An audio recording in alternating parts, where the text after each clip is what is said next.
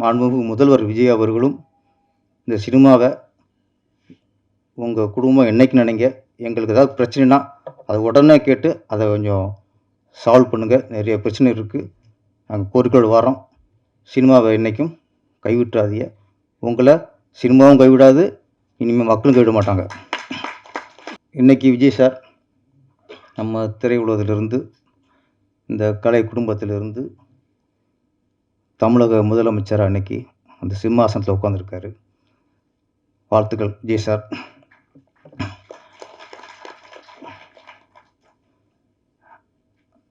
நம்ம குடும்பம் இங்கேருந்து புரட்சித் தலைவர் எம்ஜிஆர், அதுக்கப்புறம் புரட்சித் தலைவி ஜெயலலிதா மேடம், அந்த வரிசையில் இன்றைக்கி நம்ம திரை குடும்பத்திலிருந்து ஒரு முதலமைச்சர் வந்திருக்கிறாரு. நம்ம சினிமாக்காரங்க எல்லாருக்குமே பெருமையான விஷயம், ஒவ்வொருத்தருக்கும் சினிமாவில் உள்ள எல்லாருக்குமே அது ஒரு பெருமையான விஷயம்.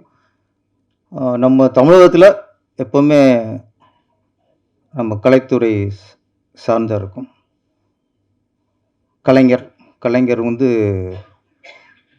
வசனகர்த்தாவா, அதுவும் நம்ம கலை குடும்பத்தை சேர்ந்தவர் தான் வருது. நிறைய அண்ணா வந்து எல்லாருமே நம்ம கலை குடும்பம் தான். விஜய் சார் வந்ததில் சந்தோஷம். அப்புறம் எப்போவுமே நம்மளுக்கு ஒரு எதிர்பார்ப்பு இருக்கும். சினிமாவில் இன்றைக்கி பல பிரச்சனை இருக்குது.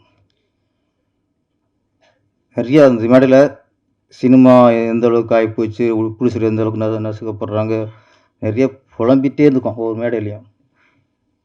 தியேட்டர்கள் யார் கண்ட்ரோலில் இருக்குது, புடிசர்கள் நினச்ச தியேட்டரில் ரிலீஸ் பண்ண முடியலை, நிறைய அந்த மேடையில் நம்ம புலம்பியிருக்கோம். இது எல்லாத்துக்கும் இந்த விஜய் சாரோட ஆட்சி ஒரு விடிகாலமாக அமையணும். ஏன்னா சினிமா நல்லா இருக்கணும்னா ப்ரொடியூசர்லேருந்து, டைரக்டர்லேருந்து, டிஸ்ட்ரிபியூட்டர்லேருந்து, அனைத்து டெக்னீஷியன், நடிகர்கள் எல்லாருக்குமே சினிமா நல்லா இருக்குன்னா சினிமா ஒரு சுதந்திரம் வேண்டும். அந்த சுதந்திரம் கிடைக்கும்னு நம்புகிறோம். அடுத்ததாக நாளைக்கு இருக்கக்கூடிய நபர் சார், ஒரு ஃபேமஸான ஒரு லவ் டைலாக் இருக்குது. ஒரு நாளில் 1 மணி நேரத்தில் 1 நிமிஷமாவது அவனோட நினைப்பு வராமல் இருந்தால் கல்யாணத்தை பற்றி நான் யோசிக்கிறேன் அப்படின்னு சொல்லுவாங்க. ஒரு டைலாக் இருக்குது. இதை உங்களுக்கு நான் ரீக்ரியேட் பண்ணணும்னு நினைக்கிறேன். ஒரு வாரத்தில் பிரசாத் லேபோ இல்லை வேறு ஏதோ ஒரு இடத்துலையோ நடக்கிற சினிமா ஃபங்க்ஷனில் பேரரசு அவர்கள் இல்லாமல் ஒரு ஃபங்க்ஷன் நடந்துட்டா நான் வேறு இன்ட்ரோ வந்து யோசிக்கிறேன் அப்படிங்கிற மாதிரி ஒரு மொமெண்ட்டை வந்து உங்களுக்கு ரீக்ரியேட் பண்ணணும்னு நினைக்கிறேன். வெறும் நிகழ்ச்சிக்கான ஒரு குரலாக இல்லாமல் தேவைப்படும் அத்தனை இடங்களிலும் முழக்கமாக தான் அதை வந்து உறக்க சொல்லியிருக்கிறாரு. வித் ரெஸ்பெக்ட், பேரரசு அவர்களை எழுச்சி பேருரையாற்ற அன்போடு அழைக்கிறேன்.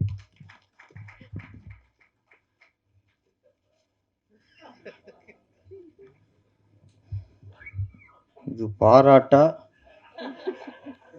இல்லை வஞ்ச புகழ்ச்சனியா இல்லை வச்சு செய்கிறதா, என்ன வேணா அர்த்தம். நான் கூட எல்வி சார் தான் பில்டப் நினச்சேன். இந்த மாதிரி லவ் டைலாக் அவர் தான் எழுதுவார். அனைவருக்கும் வணக்கம். சைலண்ட் இன்ஃப்ளூன்சர் கேமராமேன் ஃபஸ்ட்டு மாறட்டும். இளையராஜா நல்லா பளிச்சிட்டு கண்ணுக்கு குளிர்ச்சியாக, நாங்கள் விஷுவலாக கண்ணு குளிர்ச்சியாக பார்த்தோம். உதயகுமார் சார் மட்டும் வேற ஒன்று கண்ணு குளிர்ச்சியாக பார்த்துட்டு காணுங்கிறாரு. ஜெயந்தி மேடம், ஆமாம், லிரிக்ஸ் நல்லா இருந்தது. நிறைய இங்கிலீஷ் வார்த்தைகள்லாம் யூஸ் பண்ணியிருந்தீங்க. ஓகே, அடுத்து ஃபுல்லாக தமிழ் எழுதுங்க. Miss director Ashwamithra sir, 2 song super sir, நல்லா. இயக்குனர் ராஜா பத்மநாபன், அவர் இன்ஸ்டியூட் ஆள், அதனால் ஒரு ஆறு உதயகுமார் சார் ஆளுன்னு ஒதுக்கிட்டோம். அப்படியே செல்வன் சார் வராது கொஞ்சம் குறை தான், அதுதான் உங்களுக்கு கொஞ்சம் நிறைவாக இருந்திருக்கும். இருந்தாலும் எங்கே இருந்தாலும் உங்கள் ஒரு ப்ளஸ் பண்ணுவார் அவர். சரண் சார் உதயகுமார் சார் அதிகம் பெஸ்ட்டாக நினைக்கிறேன். ஆமாம், நிறைய டீட்டில் பெஸ்ட்டியா முடியலையா, அது தீர்ப்பு வருவீங்களா? சாங் அப்புறம் ஒரு சாங்கில் நடித்த ஆடிய பாலாஜி. ஒரு சினிமா ஹீரோக்கான முழு தகுதியும் இருக்குதா? ஆமாம். கலரு, அழகு, நடனம், சீக்கிரம் சினிமாவில் ஹீரோ ஆயிருங்க. ரெடி ஆகிட்டு நினைக்கிறேன். அதுக்கான இது வந்து சாங் ஆல்பம் இல்லை, நாளைக்கு படம் நடக்கிற ட்ரெய்லர் இது. ஆமாம், ட்ரெய்லரு ஹிட்டு தான், அப்போ படமும் ஹிட்டு தான். அப்புறம் அந்த ஆல்பத்தோட நடன இயக்குனர் ஆமாம் தினேஷ் சார் நம்ம சொல்லி ஆகணும். எல்லா ஹீரோக்களுக்கும் ஒவ்வொரு ஹீரோக்களும் ஒவ்வொரு ஹீரோனி பிடிக்கும். ஆனால் எல்லா ஹீரோக்களுக்கும் பிடித்த ஒரே டான்ஸ் மாஸ்டர் இவர் தான், தினேஷ் சார் தான். சிவகாசி படத்தில் விஜய் சார் வந்து திருப்பாச்சியில் கதை ஓகே ஆகிட்டா வேறு எந்த தலைடும் இல்லை. கேமராமேனாக இருக்கட்டும், மிஸ்டேட்டராக இருக்கட்டும், டான்ஸ் மாஸ்டர் எல்லாம் நம்ம சொல்கிறது தான். ஓகேனான்ட்டு எதுவுமே சொல்லலை. சிவகாசியில் மட்டும் ஃபஸ்ட்டு எனக்கு ஒரு மாஸ்டர் ரெக்கமெண்ட் பண்ணாருன்னா தினேஷ் மாஸ்டர் தான். எனக்கு அவ்வளோ பழக்கம் இல்லை, மற்றவங்க கொஞ்சம் பழகிருந்தால் தான் நம்மளுக்கு நம்பிக்கையாக படத்தில் போடுவோம். தினேஷ் மாஸ்டர் சாங் நல்லாயிருக்கும் அப்படின்னாரு.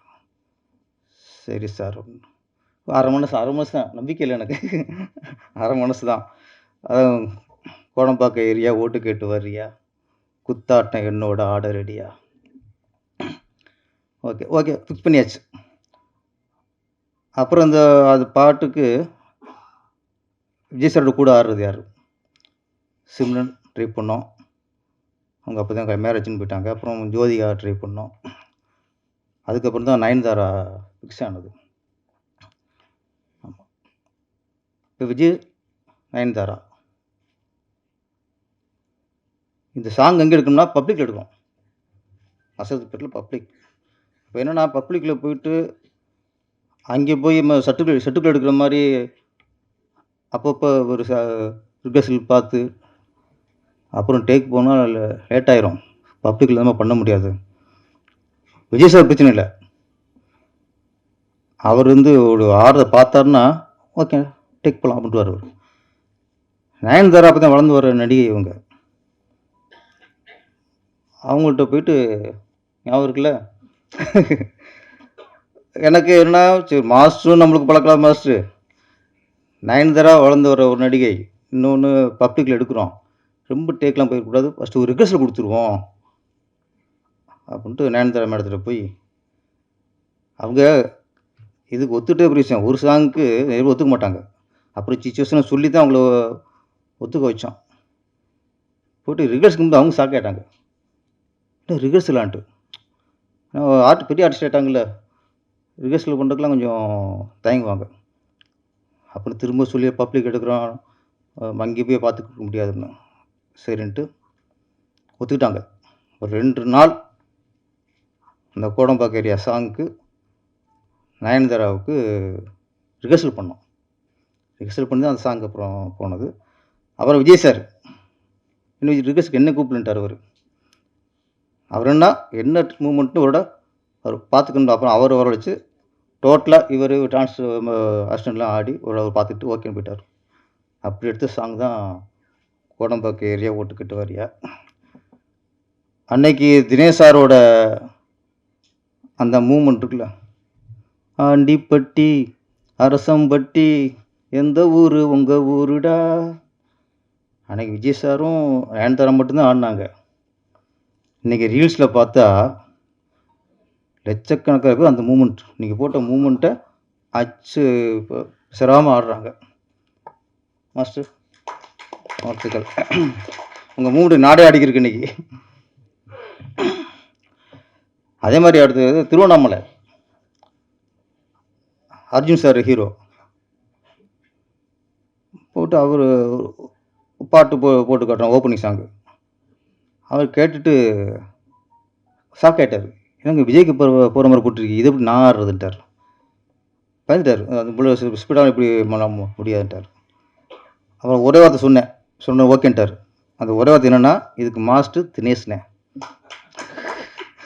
அவர் ஒன்று ஓகேட்டார். ஏன்னா ஒரு ஹீரோவையும் அவங்க பாடி லாங்குவேஜுக்கு ஏற்ற மாதிரி, அவங்களுடைய டான்ஸு திறமைக்கு ஏற்ற மாதிரி கரெக்டாக யூஸ் பண்ணுறவரு நம்ம தினேஷ் மாஸ்டர். கர்ச்சீப்பு கையில் மட்டும் இல்லை மேடம், ஆர்டிஸ்ட்டும் கரெக்டாக யூஸ் பண்ணுவார் அவர். வாழ்த்துக்கள்.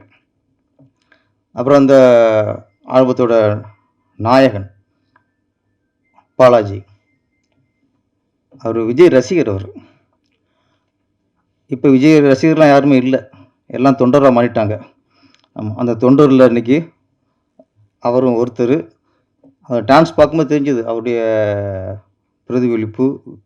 உள்ள ஒரு விஜய் உள்ள மனசுக்குள்ளே உள்ள இருக்கார் அவர். ஆமாம், அந்த மூமெண்ட்டில் தெரிஞ்சது.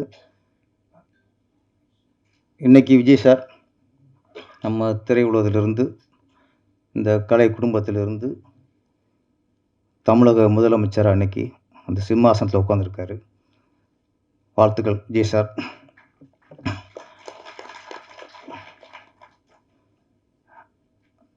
நம்ம குடும்பம் இங்கேருந்து புரட்சித் தலைவர் எம்ஜிஆர், அதுக்கப்புறம் புரட்சித் தலைவி ஜெயலலிதா மேடம், அந்த வரிசையில் இன்றைக்கி நம்ம திரை குடும்பத்திலிருந்து ஒரு முதலமைச்சர் வந்திருக்கிறாரு.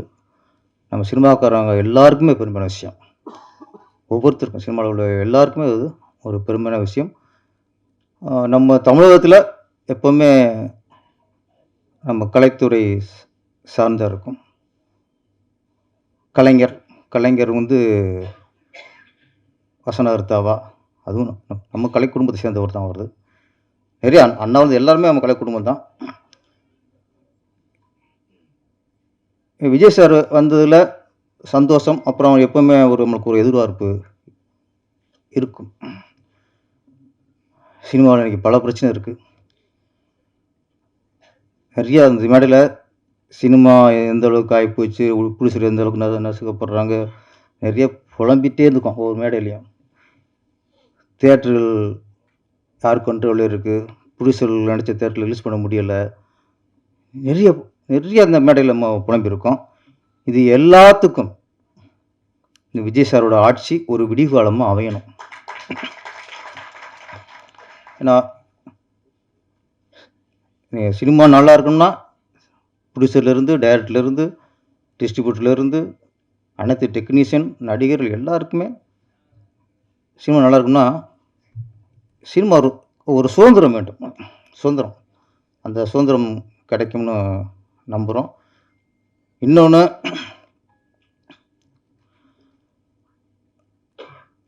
இந்த மாநில விருது, ஸ்டேட் அவார்டு வந்து கொடுப்பாங்க. இந்த வருஷத்தில் எது சிறந்த படமோ, இந்த வருஷத்தில் யார் சிறந்த நடிகை, சிறந்த இசையமைப்பாளர், சிறந்த டைரக்டர், இந்த வருஷம் இப்போ 2026னா 2027 கொடுத்துருங்க, 2030 கொடுக்காதீங்க. ஏன்னா சிறந்த குழந்தை நட்சத்திரம்னு அவார்டு கொடுக்கும்போது அது குழந்தையோடய வருது, எந்த குழந்தைக்கு அவார்டுன்னு தெரிய மாட்டேங்குது.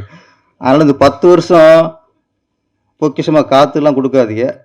ஒரு கலைஞனுக்கு இந்த வருஷம் ஒருத்தன் சிறந்த படம் கொடுத்தானா அது அடுத்த வருஷமே அதை பாராட்டி கொடுத்தா தான் அதை ஒரு முழு திருப்தியோட கௌரவமாக வாங்குவான். சிறந்த கதாநாயகினா அது அப்போ அம்மா நடிச்சிக்கிட்டு இருக்கு, அவள் வாங்கும்போது இது அம்மாவுக்கு வாங்குதா ஹீரோனுக்கு வாங்க தெரிய மாட்டேங்குது.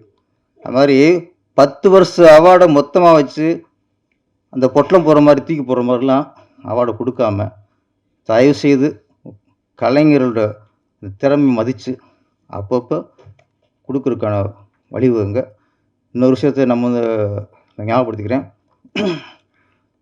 நம்ம திரையுலகத்தை தன் குடும்பம் மாதிரி சிஎம்மானா கூட நேசித்தவரில் புரட்சித் தலைவர் எம்ஜிஆர், அதுக்கடுத்து கலைஞர் கருணாநிதி அவர்கள். நான் கேள்விப்பட்ட வரைக்கும், நான் பார்த்த வரைக்கும் சினிமாவிலேருந்து அவங்க அரசியலுக்கு போனாலும் சரி, சினிமாவிலேருந்து ஆட்சி பண்ணாலும் சரி, எந்த நேரத்துலையும் சினிமா மேலே ஒரு பாசம் இருந்துச்சு, சினிமா மேலே ஒரு அக்கறை இருந்துச்சு. சினிமாவில் ஏதாவது பிரச்சனைனா கலைஞராகட்டும், புரட்சித்தலைவர் எம்ஜிஆர் ஆகட்டும், அந்த பிரச்சனையை கேட்டறிந்து அதை சால்வ் பண்ணியிருக்காங்க. அதற்கு பிறகு சினிமாவை சிலர் கைவிட்டாங்க. அதனால தான் அப்பப்போ அவார்டு கிடைக்காம மொத்தமாக போனா போகுதுன்னு கொடுத்ததெல்லாம் இதனால வந்தவன தான். புரட்சித்தலைவர் எம்ஜிஆர் மாதிரி, டாக்டர் கலைஞர் மாதிரி, எங்கள் விஜய் அவர்களும், மாண்புமிகு முதல்வர் விஜய் அவர்களும் இந்த சினிமாவை உங்கள் குடும்பம் என்னைக்கு நினைங்க, எங்களுக்கு ஏதாவது பிரச்சனைனா அதை உடனே கேட்டு அதை கொஞ்சம் சால்வ் பண்ணுங்கள். நிறைய பிரச்சனை இருக்குது, நாங்கள் கோரிக்கையோடு வரோம். சினிமாவை என்றைக்கும் கைவிட்டுறாதீங்க. உங்களை சினிமாவும் கைவிடாது, இனிமேல் மக்களும் கைவிட மாட்டாங்க. நீங்கள் என்றைக்கும் சினிமாவில் உங்கள் குடும்பம் நினச்சி எங்களுக்கு பிரச்சனைனா முதல்ல தீர்த்து வைங்க. நன்றி, வணக்கம்.